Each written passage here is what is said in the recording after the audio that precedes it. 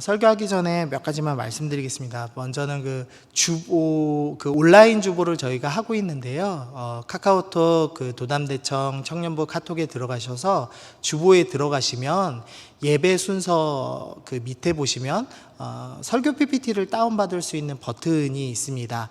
혹시나 현장 예배 드리시는 분들 중에서 화면이 조금 작게 느껴지시는 분들은 그 링크 통해서 PPT를 다운받으시면 핸드폰으로 보실 수 있습니다.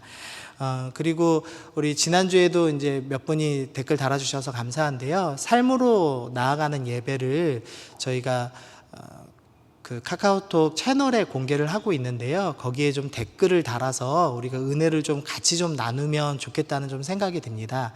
그래서 이따가 저희가 삶으로 나아가는 예배 작성할 때 노트에 적으시는 분들 노트에 적으신 다음에 꼭 카카오톡 채널에 댓글 남겨주셔서 우리가 한 말씀으로 우리 하나님께서 어떻게 각 사람에게 말씀하시는지를 우리 댓글 통해서 확인하면 좋겠다는 생각이 듭니다. 그리고 우리 청년부 제자훈련 지금 면접하고 있습니다. 우리 다음 주까지 면접 진행하고 우리 3월 첫째 주부터 시작을 하는데요. 우리 형제자매들 잘 결단하여서 훈련 잘 받을 수 있도록 우리 함께 기도해 주시면 감사하겠습니다. 그리고 한 가지만 더 말씀드리면은요. 제가 이번 주, 그러니까 제가 청년부 사역자인데 사실은 제가 게임도 안 하고 게임을 안 하는 건 아닌데 여러분이 하는 게임을 안 하고 축구 게임만 좀 하거든요. 근데 딴 롤이나 이런 거는 제가 길을 못 찾아서 못 해요. 그래서 배웠다가 포기했거든요. 길 치여가지고 어렵더라고요. 그래서 못 하고 음악도 여러분들 듣는 음악 쫓아가기 좀 힘들고 그래서 잘 못 듣는데 제가 유일하게 청년부 사역자라고 하는 일이 있는데 인터넷에 이 좀 유명한 사이트들 들어가서 베스트 글들을 좀 봅니다. 근데 한 2주 정도 이 근래 2주 정도 좀 이상하다는 좀 느낌을 받았어요. 주식글이 폭등하더라고요. 주식과 비트코인 비스무리한 것들 관련된 글이 폭등하는 걸 봤습니다. 아마도 이 코로나 때문에 상황들, 이 현실이 흔들리다 보니까 다른 것에 안정감 두기 위해서 투자 열풍이 좀 과열되는 것 같습니다. 그래서 주식으로 얼마를 벌었네, 2억을 벌었네, 50억을 벌었네 하는 글들이 많이 올라오던데요. 여러분들이 너무 요동하지 않으셨으면 좋겠습니다. 이 코로나가 계속되지 않을 거고요. 그리고 소수의 투기로 인해서 이익을 본 사람들을 부러워하면서 욕망의 소용돌이에 빠지시진 않았으면 좋겠습니다. 그러니까 주식이 자신의 이제 재산의 가치를 지키기 위해서 또 건실한 기업에 투자하는 개념으로 충분히 하실 수 있는 거긴 하지만 이렇게 단타로 투기하는 마음으로 하고 일확천금을 꿈꾸는 마음은 그리스도인으로서는 하면 안 되는 마음입니다. 근데 베스트 글에 많이 올라올 정도면은 아마 저는 못 느끼지만 여러분들은 아마 대부분 직장에 있는 동료들이 엄청나게 아마 투자하고 있을 거라고 생각합니다. 근데 권면드리기는 세상의 풍파에 세상의 물결에 휘둘리지 마시고 이럴 때는 조금 자중하시는 게 좋지 않을까라는 개인적인 좀 생각이 좀 듭니다. 그래서 잘 기도해 보시고 투기보다는 안전하게 하나님 안에서 성실하게 어떻게 삶을 살 것인가에 대해서 청년의 시기에 좀 고민하시면 좋겠다는 좀 염려의 말씀을 드립니다. 네, 오늘 말씀 함께 보도록 하겠습니다. 오늘부터 우리 레위기를 시작하는데요. 레위기를 시작한다고 그러니까 좀 불안하시죠? 이거 다 보면 아마 절반도 안 남을 거예요, 여기. 일단 제가 너무 힘들어서 못할 겁니다. 레위기 정말 어렵거든요. 그래서 세밀하게 하나하나씩 보지 않고요, 좀 큼직큼직하게 보고 좀 지나가려고 생각을 하고 있습니다. 그래서 오늘 7장까지를 다 봅니다. 1장에서부터 7장 5대 제사를 다 살펴보려고 합니다. 우리가 지금 출애굽기 쭉 배웠는데요. 우리 출애굽하고 시내산에 도착했습니다. 그리고 나서 모세가 시내산에 올라가서 40일 동안 말씀을 받죠. 근데 그 안에 금송아지 사건이 일어났습니다. 그래서 모세가 다시 내려와서 승질나 가지고 돌판 깨부시고 금송아지 갈아서 먹이고 한 사건들 우리가 지난주 봤습니다.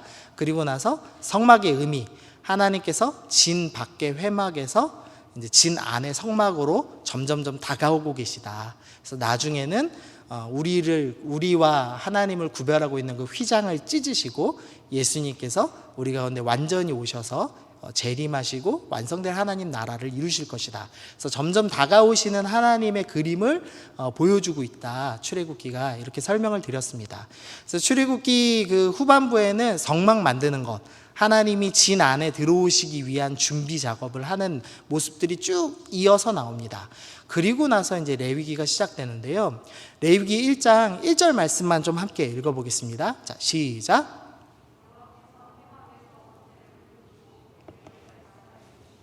예, 지금 장소가 어디죠? 회막입니다. 그러니까 아직은 진 안에 있습니까? 진 밖에 있습니까? 진 밖에, 아직은 회막에 있는 겁니다. 그러니까 아직 성막이 완성되지 않은 때입니다. 시내산에 도착하고 약 한 1년 2개월 정도 뒤에 다시 이동하기 시작할 겁니다. 그리고 그 이동의 기록들이 민수기에 나올 거고요. 이 레위기는 이 시내산에 도착하여서 출발하기 전 1년 2개월 기간 동안에 하나님의 말씀, 율법을 배운 것을 기록해 놓은 책이라고 할 수가 있겠습니다. 그래서 이 시내산 아래에서 출애굽기 후반부에 성막 제작이 기록되어 있고, 그 다음 레위기에 율법 교육에 대해서 기록이 되어 있고, 그 다음 민수기 초반에 인구조사하는 내용들이 차례대로 기록되어 있습니다. 그래서 이 레위기의 핵심 내용은 뭐냐? 출애굽기에서 말씀하셨던 것은 진 밖에 있던 회막에서 진 안으로 우리를 향해서 걸어 다가오시는 하나님에 대해서 설명을 했다면, 레위기는 이제 너희도 나에게 다가와라. 그래서 어떻게 하면 하나님 앞으로 나아올 수 있는가를 가르쳐 주시는 책이 바로 레위기입니다. 그래서 레위기의 핵심은 내가 어떻게 하나님께 가까이 갈 것인가에 관해서 다루는 책이고, 그런 관점으로 이 책을 좀 살펴봐야 됩니다. 이 레위기가 어려운 이유가 뭐냐면요, 잠언은 지혜의 말씀이죠. 그래서 잠언은 보통 보편적인 진리라고 할 수 있습니다. 그러니까 여기서 보편적이라는 말은 시대를 초월해서, 그러니까 잠언 말씀 중에 뭐 게으르지 말아라, 그러면 뭐 과거에는 게으르면 안 되는데 지금은 게을러도 되고 이런 거 아니잖아요. 우리 미래에도 부지런하게 살아야 되죠. 그래서 시대를 초월하여서 모든 시대에 보편적으로 적용되는 말씀들, 그것을 잠언의 이제 지혜의 말씀이라고 한다면, 이 레위기는 보편적인 말씀이 아니라 특정 시대에 주어진 말씀이라고 할 수 있습니다. 그러니까 제사 지내는 것, 동물을 죽여서 드리는 이 제사 방법이라는 것이 그 시대 사람들에게 그 시대의 언어로 하나님께서 가르치고 싶으신 진리가 있었기 때문에 그들의 언어로 설명해 주신 것이지, 그 방법 자체가 보편적인 진리는 아니라는 겁니다. 그래서 우리가 레위기를 읽을 때 많이 어렵습니다. 왜냐하면 당시에는 거의 대부분 나라들이 짐승을 죽여서 희생제사를 드리는 게 익숙한 문화였고, 당시 문화에서 충분히 해석될 수 있는 이야기를 하나님께서 말씀해 주신 것인데, 지금은 수천 년이 지났기 때문에 이 말씀이 지금 문화에서 이해되지 않습니다. 그래서 이 의식에 초점을 둘 것이 아니라 의식 뒤에 숨어 있는 하나님께서 진짜 말씀하고 싶으신 핵심 진리, 그 정신을 찾아서 우리가 배우는 것이 중요합니다. 그래서 레위기가 어려운 말씀이기도 하고, 그러나 그 정신의 그 말씀 안에 있는 그 내용, 그 진리를 잘 캐내면 지금도 너무나 은혜롭고 감사한 말씀으로 또 받아 누릴 수가 있습니다. 그래서 좀 살펴보면은요, 먼저는 이 레위기가 1장부터 지금 7장까지 5가지의 큰 제사를 소개하고 있습니다.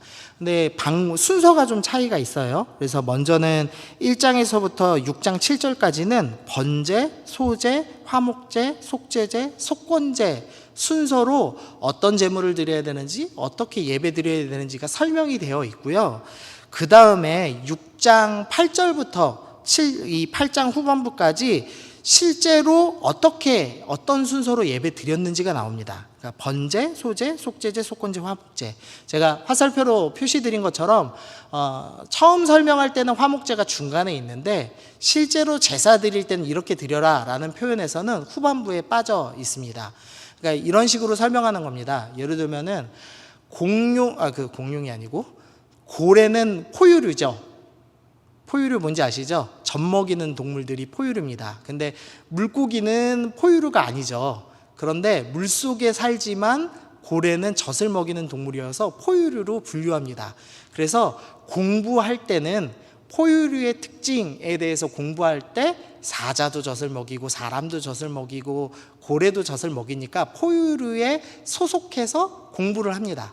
그러니까 교육상에는 포유류에 소속해서 공부하지만 실제로 어떻게 그 동물에 대해서 관찰을 해야 되냐 이런 식의 설명을 한다면 고래는 물속에서 살기 때문에 당연히 물고기와 함께 설명을 하게 되겠죠. 그래서 화목제가 이 순서가 다른 이유는 교육적으로 설명할 때는 불태워서 하나님께 드리는 제사의 개념으로 볼 때는 번제나 소제나 화목제가 공통으로 묶입니다.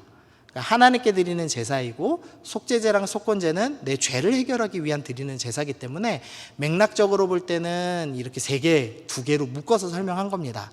그런데 실제로 예배를 드릴 때, 제사를 드릴 때는 이 번제, 소제, 속제제, 속건제, 화목제 순서로 예배를 드렸기 때문에 이런 맥락으로 예배를 드렸기 때문에 순서가 좀 차이가 있습니다. 요 것에 대해서 이따가 다시 좀 설명을 드릴게요. 그래서 먼저는 이제 집행상 순서로 좀 살펴를 보면요. 첫 번째 제사로는 번제가 있습니다. 우리 레위기 말씀은 익숙치 않으니까 조금 읽어볼게요. 우리 9절 말씀 같이 읽어보겠습니다. 시작. 그 내장과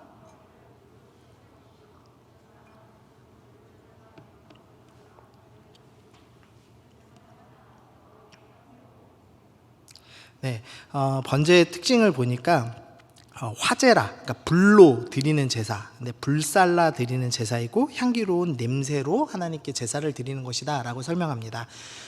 이따가 제사 방법을 설명드리겠지만 동물을 갖고 옵니다. 희생제물을 갖고 오면은 희생제물에게 안수하고 그 희생제물을 죽이죠. 그리고 각을 떠서 조각을 내어서 제단에 올립니다. 그럼 제단에 불을 붙이는데요.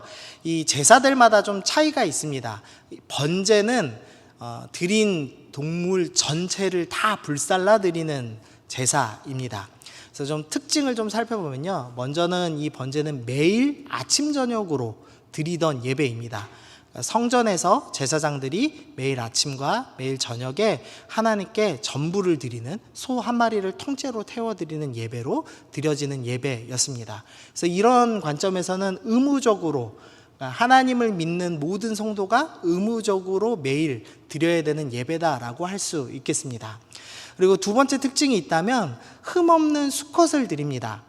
다른 제사들, 소제 같은 경우는 곡식을 드리고요. 화목제 같은 경우는 암컷을 드려도 상관이 없는데 이 번제만은 수컷을 드려라 라고 강조가 되어 있습니다. 이유가 뭐냐면 당시는 이제 농사를 짓는 시대죠. 그래서 농사 지을 때 암소가 좋을까요? 수컷소가 좋을까요? 수소가 더 좋습니다. 왜냐하면 힘이 좋으니까. 물론 새끼 낳는 걸 생각하면 암소가 좋겠지만 또 농사 지을 때 생각하면 힘이 세고 등치가 큰 수소가 더 좋겠죠. 그래서 하나님께 가장 최고의 것을 드린다는 의미에서 흠없는 수컷을 드렸다라고 이해하시면 좋겠습니다. 그리고 번제는 전체를 다 불살라 드립니다. 그래서 다른 제사들은 이 고기를 남겨서 제사장이나 아니면은 이렇게 다 사람들과 나눠 먹는 제사들도 있었는데 번제만은 하나님께 온전히 드리는 제사였습니다. 그래서 이 번제를 생각하면서 좀 이렇게 좀 적용해 볼 수 있을 것 같아요. 나는 하루의 시작과 끝, 매일 아침과 저녁에 드렸던 제사니까 하루의 시작과 끝에 하나님께 예배드리는 마음으로 살고 있는가. 그리고 흠없는 수컷을 드렸듯이 나는 나의 가장 귀한 것, 즉 나의 생명, 나의 시간, 나의 재산, 즉 나의 전부를 하나님 앞에 드리고 있는가, 드리길 원하고 있는가를 좀 생각해 봐야 될 것 같습니다. 하나님께서 번제를 요구하시면서 우리에게 요구하시는 것은 너 매일 아침과 저녁에 나를 기억하고 나를 향해서 예배드려라. 근데 찌꺼기 같은 마음이 아니라 전부를 나에게 드렸으면 좋겠다라고 하나님께서 요구하시는 예배라고 할 수가 있겠습니다. 두 번째로는 소제가 있습니다. 제가 말씀 읽을게요. 누구든지 소제의 예물을 여호와께 드리려거든 고운 가루로 예물을 삼아 그 위에 기름을 붓고 또 그 위에 유황을 놓고, 또 3절입니다. 그 소제물에 남은 것은 아론과 그의 자손에게 돌릴지니. 먼저는 소제의 독특한 특징은 동물로 드리지 않고 곡식으로 드리는 제사라는 특징이 있습니다. 그리고 또 빨간 글씨 보시면 아론과 그의 자손에게 돌리죠. 무슨 의미냐면 곡식을 갖다가 바치면 일부는 하나님께 불태워서 올려드립니다. 그러면 하나님께서 그 곡식이 불태울 때 나오는 그 향기를 맡으시고 그 예배를 받으시고요. 남은 곡식들은 이 제사장들이 생계를 유지할 수 있도록 제사장들한테 돌려주는 형식으로 제물을 사용을 했습니다. 그리고 또 소제의 독특한 특징이 있는데요. 내 모든 소제물에 소금을 치라. 내 하나님의 언약의 소금을 내 소제에서 빼지 못할지니 내 모든 예물에 소금을 드릴지니라. 이 소제를 드릴 때 독특한 명령을 하나 내리셨는데 소금을 꼭 친 다음에 불로 태워라 라는 겁니다. 근데 이 소금이 어떤 의미인지 설명해 주셨는데요. 언약의 소금이다. 즉 말씀, 약속하신 그 말씀의 소금이다 라고 설명을 하고 있습니다. 소금은 영원한 것을 상징했습니다. 그래서 영원한 하나님의 약속을 기억하는 마음으로 소금을 뿌려서 제사를 드려라 라고 지금 설명하고 있는 거죠. 그래서 정리를 해보면요, 소제는 먼저 좀 잘 분류가 안 됩니다. 그러니까 번제를 드릴 때 보통 같이 드렸던 것으로 추정이 됩니다. 그리고 곡식으로 제물을 드렸습니다. 그러니까 아무래도 좀 그 흠없는 숫컷을 드린 것보다는 조금 더 저렴한 제사였겠죠. 그리고 항상 이 곡물 제사 드릴 때 보통은 이제 감사 드릴 때, 그러니까 열매를 맺고 나서 추수하고 나서 감사 드릴 때 꼭 소제를 드리거든요. 그래서 이 소제의 중요한 상징점이 있다면 수확한 열매에 감사 드리는 제사, 그러니까 번제는 전부를 드리는, 하나님께 마땅히 드려야 될 예배를 드린다는 개념이라면, 이 소제는 내가 매일 먹는 곡식을 기억하고 감사함으로 드리는 제사, 감사함으로 드리는 예배라고 좀 생각을 해볼 수가 있겠습니다. 그래서 매일 공급받는 곡식을 기억하며 드리는 감사의 제사다라고 제가 좀 적어봤습니다. 그리고 언약의 소금은 언약의 말씀을 기억하면서 드리는 제사다. 그래서 우리가 매일매일 언약의 약속의 말씀들을 묵상하고 매일 감사드리며 드리는 제사를 소제라고 생각해 볼 수가 있겠습니다. 근데 이 소제가 이렇게 구별이 안 됩니다. 번제 드릴 때 보통 같이 드렸기 때문에 잘 구별되지 않습니다. 그래서 번제와 소제를 그냥 크게는 묶어서 이게 날마다 함께 하나님께 드렸구나, 의무적으로 하나님께 드렸고 감사함으로 날마다 하나님께 드렸구나, 이렇게 생각하셔도 큰 문제는 없을 것 같습니다. 그 다음에는 우리 속죄제였죠. 우리 속죄제를 좀 살펴보면요, 만일 평민의 한 사람이 여호와의 계명 중 하나라도 부지 중에 범하여 허물이 있는데 죄가 있을 때 드리는 제사가 속죄제입니다. 그래서 속죄제는 해야 할 것을 하지 않았거나 하지 말아야 될 것을 했거나, 그러니까 즉 죄를 지었을 때 드리는 제사입니다. 물론 번제도 하나님께 죄를 지었을 때 드리는 예배고 소제도 마찬가지인데, 조금 더 이 속죄제가 직접적으로 내 죄를 좀 해결하고 싶을 때 드리는 제사였던 것 같습니다. 그러니까 내 몸이 내가 죄 지음으로 인해서 부정하게 되었는데 내 몸을 다시 정결하게 만들고 싶을 때, 거룩함을 회복하고 싶을 때 드리는 제사다라고 생각하면은 조금 더 이해가 쉬울 것 같습니다. 그 다음에 속건제가 있는데요, 부지 중에 범죄하였다면, 또 빨간색 글씨 읽어보시면 보상하되 그것에 5분의 1을 더하며, 이 속건제랑 속죄제가 잘 구분되지는 않지만 속건제의 독특한 특징이 있는데 배상을 하는 제사입니다. 율법에서는 이렇게 범죄하다가 걸리면은 2배로, 또 많게는 고대근동에서 5배 이상 보상하는 그런 제도가 있었죠. 그런데 스스로 죄를 깨닫고, 그러니까 내가 알지 못하게 부지 중에 모르는 사이에 이런 죄를 지었는데 이게 손해를 끼쳤구나, 하나님께 손해를 끼쳤거나 내 이웃에게 손해를 끼쳤다, 끼쳤다면 속건제를 가지고 나가는 겁니다. 그래서 하나님께 회개하고 그 다음에 1.5배로 배상을 하는 것, 5분의 1을 더해서 20%를 배상하는 것, 그것이 속건제입니다. 그래서 배상하였다라고 생각하면 되겠습니다. 지금 속죄제랑 속건제는 그냥 붙여서 생각하시면 좋겠는데요.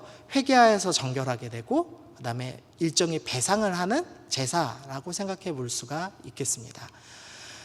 누가복음 3장에서는 세례 요한이 이 세례를 받으러 오는 사람들에게 뭐라고 말을 하냐면 회개에 합당한 열매를 맺어라 라고 설명을 합니다. 기독교는 그냥 생각으로만 입술로만 회개하라고 가르치지 않습니다. 그러니까 하나님께 드리는 5가지 핵심 제사 중에서 2가지를 하나님 앞에 회개하고 이웃에게 손해 끼친 것이 있으면 배상하는 제사로 명령해 놓으셨습니다. 그러니까 5가지 제사 중에 2개니까 비중이 엄청나게 높죠.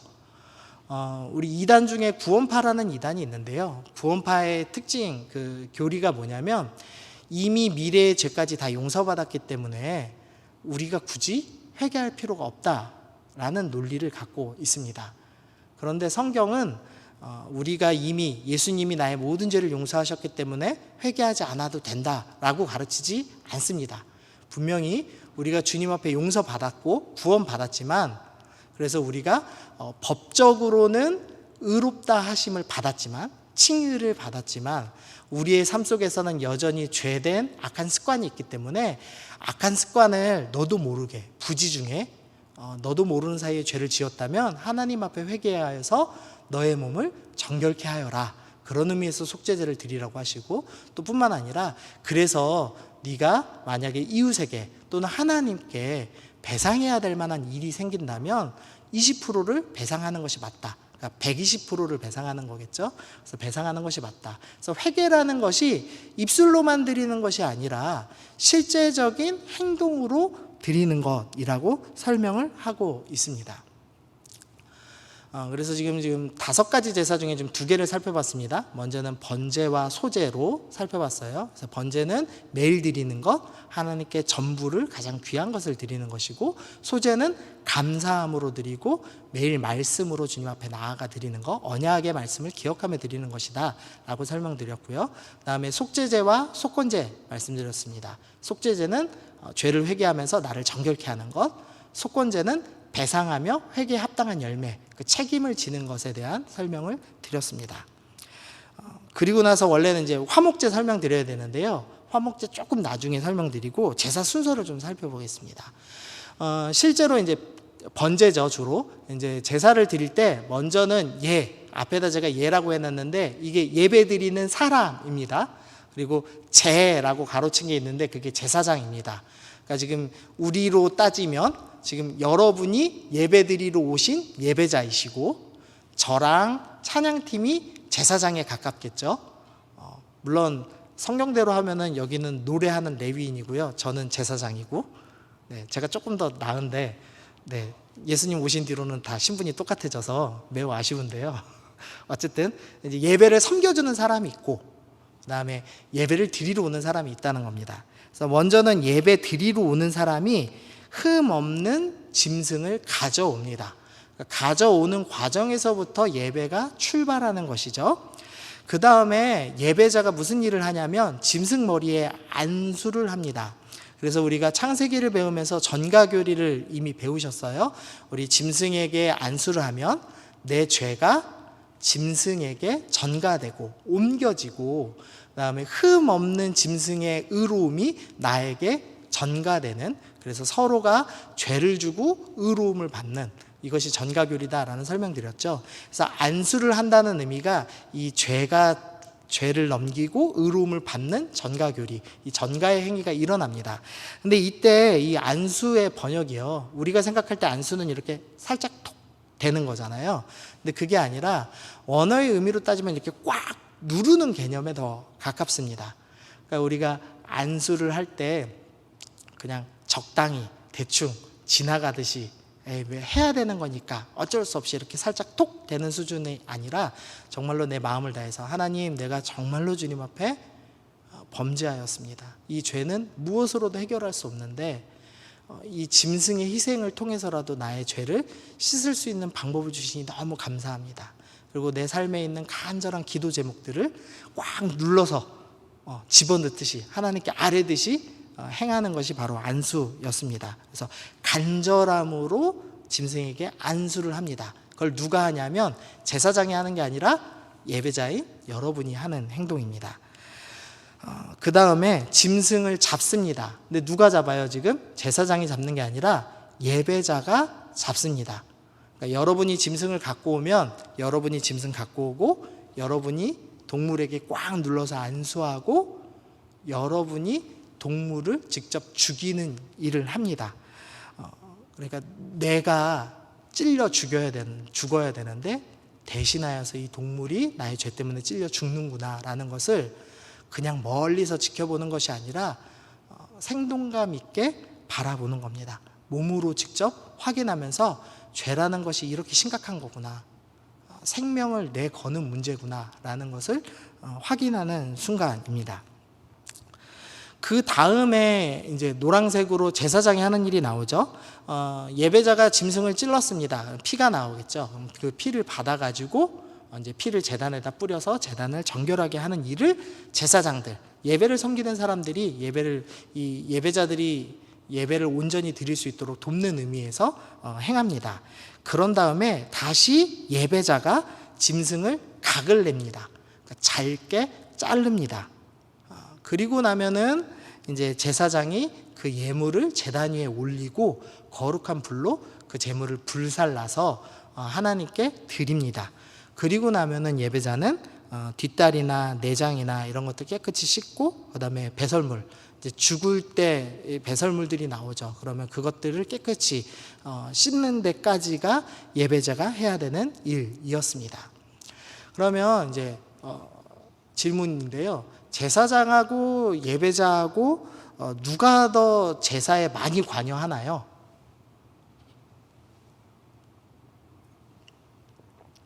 누가 더 많이 해요?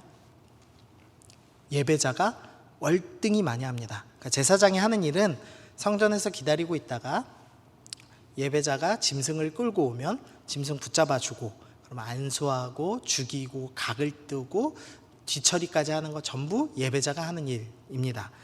우리는 예배 드릴 때 지금 너무 예배가 편해졌어요.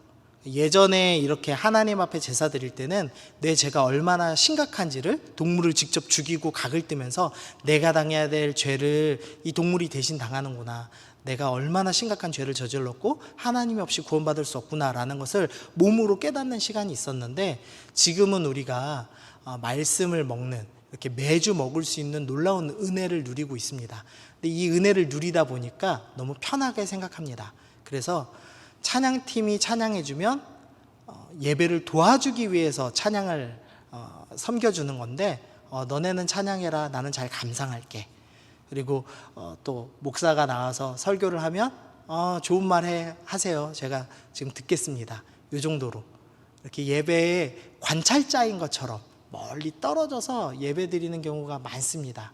그런데 원래 제사, 예배의 진짜는 예배자가 적극적으로 참여하는 예배입니다. 그래서 내 죄가 얼마나 심각한지를 확인하고 내 죄를 사해 주신 예수님을 기억하고 감사하는 제사, 감사하는 예배를 드리는 것이 맞겠죠. 그래서 이 제사 방법을 통해서 여러분이 확인하셔야 될 것은, 나는 예배를 어떻게 드리고 있나를 좀 확인해 보셔야 됩니다. 나는 적극적으로 주님 앞에 나와서 나의 죄가 이렇게 심각한 것을 인정하고 나 대신해 주신 예수님께 감사드리고, 그러면서 내 온 마음과 온 힘과 온 뜻을 다하여서 번제를 드리듯 전부를 드리든 나는 하나님께 예배드리고 있는가? 아니면 그냥 톡하고 안수하고 저 뒤에 물러가서 제사장님이 알아서 죽이세요, 알아서 그냥 바치세요, 제가 어쨌든 동물 낸 값 냈으니까, 헌금 냈으니까, 돈 몇 푼 냈으니까 알아서 저 해결해 주십시오 하고 멀리 떨어져 있는지, 나의 예배 태도는 멀리 떨어져 있는 소극적이고 수동적인 예배인지, 아니면 하나님께 내 죄를 인정하고 드리는 능동적인 자발적인 예배인지를 확인해 보실 필요가 있겠습니다. 하나님이 받으시는 제사에 대해서 좀 살펴보겠습니다. 1장 9절 아까 읽으셨는데요. 여호와께 향기로운 냄새니라 라는 말씀을 합니다. 제물을 불태우면 하나님께서 그 고기를 드시는 것이 아니라 향기를 받으신다라고 설명을 하고 있습니다. 그래서 이게 도대체 무슨 의미지? 라는 게 이제 잘 이해가 되지 않습니다. 제사가 도대체 하나님께 뭘 바치는 건가? 이해가 되지 않고, 또 제사 의식 자체가 워낙에 거창하다 보니까 의식 자체만 해도 내 죄가 해결될 것 같은 묘한 기분을 느끼거든요. 그래서 이스라엘 사람들은 점점 예배의 정신이 아니라 예배 의식에 사로잡히기 시작했습니다. 그래서 예배 의식만 행하면, 즉 예배당에만 나오면 내 죄가 해결될 것처럼 생각을 하였습니다. 그러자 하나님께서 이렇게 말씀하세요. 아모스 5장의 세 번역으로 제가 넣어놨는데요. 나는 너희가 벌이는 절기 행사들이 싫다, 역겹다. 여기서 절기 행사들은 절기 때마다 드리는 제사를 말하는 겁니다. 너희가 성회로 모여도, 성회로 함께 모여서 제사를 드려도 도무지 기쁘지 않다. 너희가 나에게 번제물이나 곡식제물, 소제를 바친다고 해도 내가 그 제물을 받지 않겠다. 너희가 화목제로 바치는 살찐 제물도 거들떠 보지 않겠다. 하나님께서는 제사 의식을 받으시는 것이 아니다라고 지금 설명을 하고 계신 겁니다. 그래서 다윗은 이렇게 설명해요. 주께서는 제사를 기뻐하지 아니하신다. 그러니까 예배를 기뻐하시지 않는다는 개념이 아니라 예배 행위, 의식을 기뻐하진 아니하신다. 그러면 하나님이 기뻐하시는 것은 무엇이냐? 17절에 하나님께서 구하시는 제사는 상한 심령이다. 하나님이여 상하고 통회하는 마음을 주께서 멸시하지 아니하시리이다. 그래서 하나님이 받으시는 예배는 의식이 아니라고 설명하고 우리의 마음이다라고 설명을 하고 있는 겁니다. 계속 보시면요, 고린도후서 2장 15절입니다. 우리는 구원받는 자들에게나 망하는 자들에게나 하나님 앞에서 그리스도의 향기니. 사도 바울이 이 제사 제도가 신약에 와서 해석을 하면서 의식이 핵심이 아니라 우리 존재를 드리는 거구나 라는 것을 깨달았습니다. 그래서 하나님이 향기를 받으신다라는 그 표현의 향기는 뭐냐? 나다. 우리를 드리는 것이 바로 향기다 라고 설명을 하는 겁니다. 그리고 오늘 읽은 말씀 로마서 12장 1절, 그러므로 형제들아 내가 하나님의 모든 자비하심으로 너희를 권하노니 너희 몸을 하나님이 기뻐하시는 거룩한 산 제물로 드려라. 그래서 하나님이 받으시는 그 향기로운 냄새, 그 향기는 무엇이냐? 우리 존재 자체를 의미한다라고 지금 설명을 하고 있는 겁니다.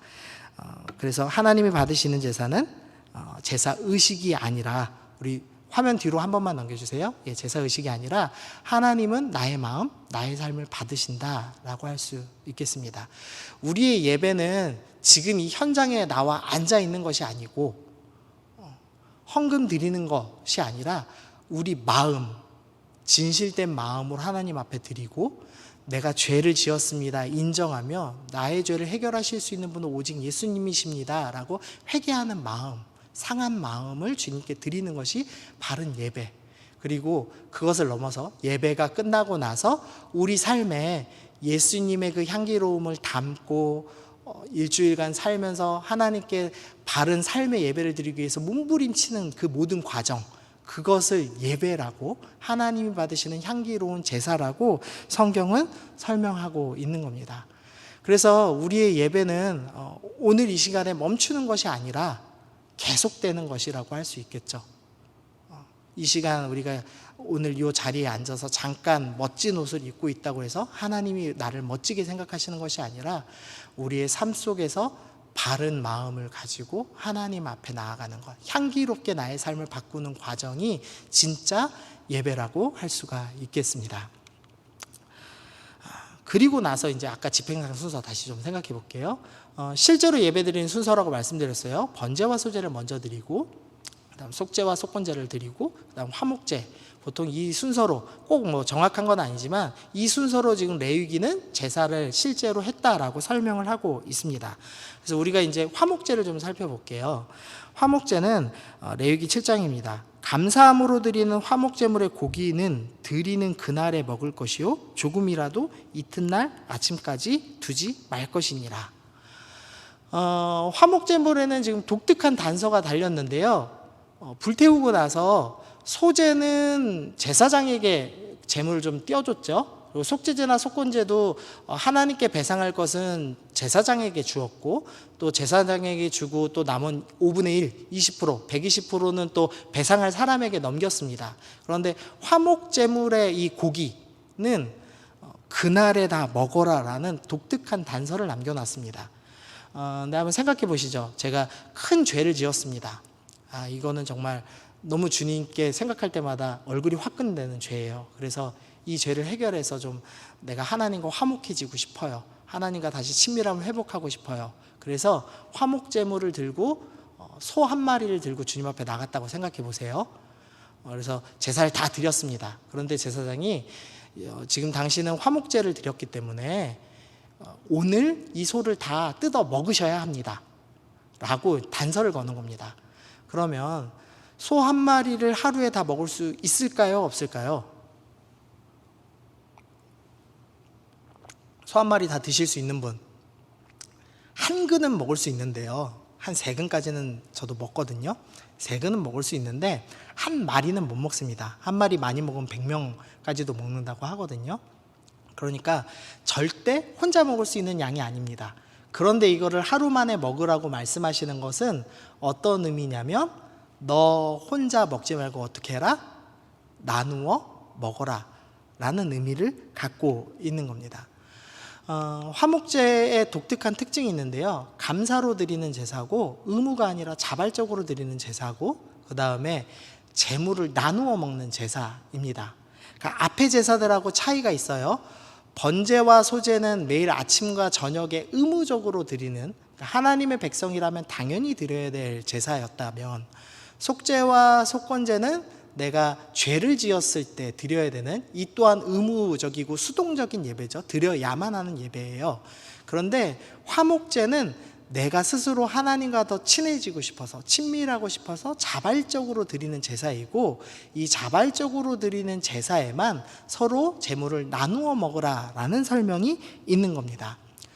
그래서 이렇게 좀 정리해 볼 수 있습니다. 번제와 소제는 의무의 제사, 속죄와 속건제는 수동적인 제사. 둘 다 뭐 의무의 제사나 수동적인 제사 똑같은 거죠.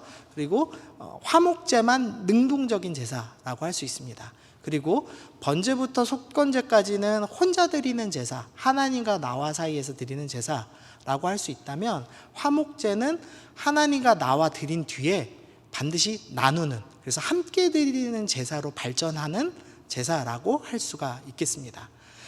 우리가 지난주에 말씀 정리를 했어요. 우리가 수동적인 것과 능동적인 것에 대해서 나누었습니다.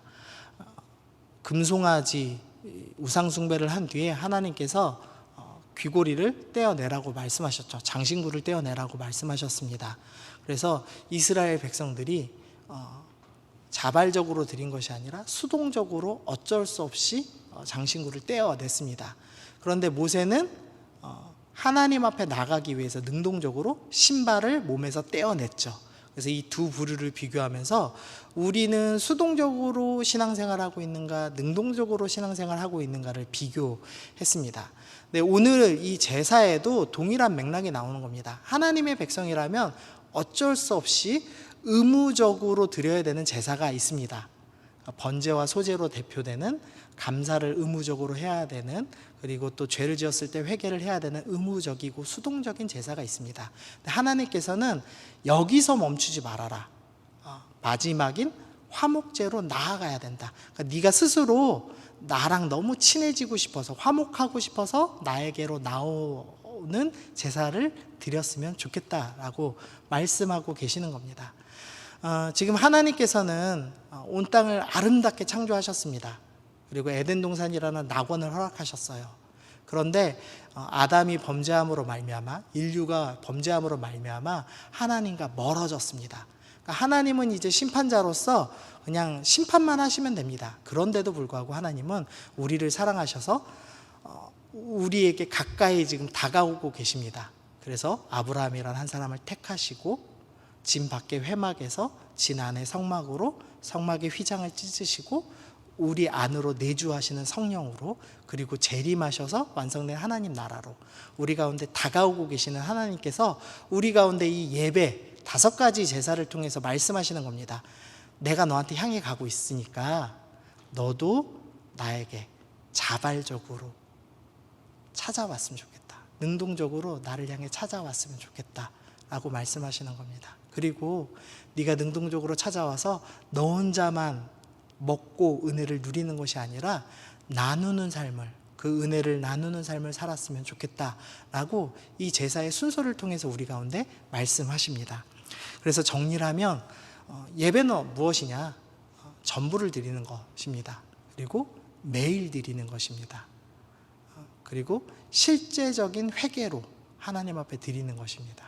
그리고 수동적인 것을 넘어서 능동적으로 하나님과 친밀해지기 위해서 몸부림치는 것이 예배이고, 혼자 나와 하나님 관계에서만 드리는 것에서 함께 은혜를 먹고 나누는 것으로 하나님과 나와의 화목함을 나 혼자 누리는 것이 아니라 함께 나누는 것이 예배다라고 레위기는 설명을 하고 있습니다. 그러면 이제 여러분 삶에 생각해 보셔야 되겠죠. 나는 어떻게 예배드리고 있었지? 나는 수동적으로 의무감으로 죄를 해결하기 위해서 어쩔 수 없이 예배드리고 있지는 않았는가? 나를 다가오셔서 나를 위해서 십자가에 지어 죽으신 예수님을 기억하며 나는 주님께 다가오고 있는가? 나는 자발적으로 주님 앞에 다가오고 있는가? 나는 찬양팀이 드리는 찬양을 보면서 그냥 콘서트를 관람하는 사람 수준으로 예배드리고 있지는 않았는가? 하나님은 우리 가운데 요구하고 계시는데 나에게로 와라. 자발적으로 와라. 전부를 드려라. 나는 너에게 내 전부인 아들 예수를 너에게 주겠다. 너도 나에게 너의 전부를 내어주고 나랑 영원히 화목하게 함께 했으면 좋겠다 라고 가르쳐주고 계십니다. 그 은혜의 말씀이 레위기 제사 속에 담겨져 있습니다. 그래서 우리가 예배를 드릴 때 절대 수동적으로 멀리 떨어져서 쉽게 드리지 마시고 온 힘을 다해서 전부를 내어드리면서 자발적으로 순종하며 향기로운 제물을 드리기 위해서 짐승을 가져오는 그 순간, 그러니까 삶에서의 향기로운 예배를 드려서 향기롭게 나의 삶을 일주일 동안 준비하여서 나를 제물로 갖고 와서 하나님께 내어드리고 하나님과 화목함을 누리시기는 여러분이 되시기를 소원합니다. 우리 그런 의미에서 함께 찬양하면 좋겠는데요. 우리 주 앞에 나와 우리 제사를 드리네라는 찬양입니다. 우리 이 찬양 하시면서 하나님, 내가 이제는 자발적으로 주님 앞에 나와서 하나님을 바라보겠습니다. 내 전부를 주님께 드리겠습니다. 우리 이렇게 결단하시면서 함께 찬양하시겠습니다.